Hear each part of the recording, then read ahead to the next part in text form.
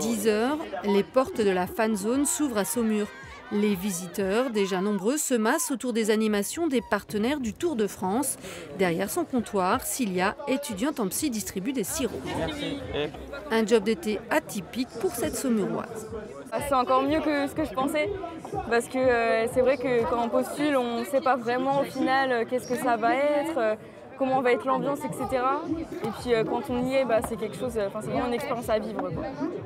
De l'autre côté de la place, ce sont les coureuses que le public est venu applaudir. L'accueil du public pour Pauline Ferrand.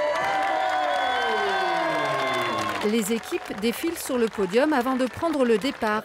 C'est ici que commence le travail de Marion Hérault-Garnier.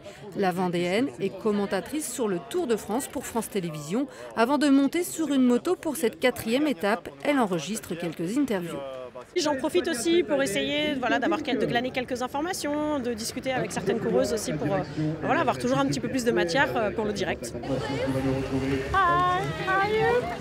À ce moment-là, je regarde toujours un petit peu les coiffures, les petits détails qui vont aussi m'aider à les reconnaître facilement, parce qu'avoir la liste et la ressortir, c'est pas toujours ce qu'il y a de plus évident. Des fois, on n'a pas les mêmes chaussures, les mêmes surchaussures.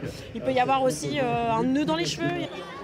L'ambiance monte sur la ligne de départ. Clémence, angevine, est chargée de faire l'animation pour un public qui patiente depuis plusieurs heures. C'est le Tour de France, c'est mythique. On l'a tous regardé à la télé, pouvoir en faire partie, c'était vraiment un rêve d'enfant. Et puis l'ambiance qu'on a partout, c'est le meilleur job du monde. L'heure du départ approche, Marion doit vite rejoindre son motard pour prendre l'antenne à 15h40.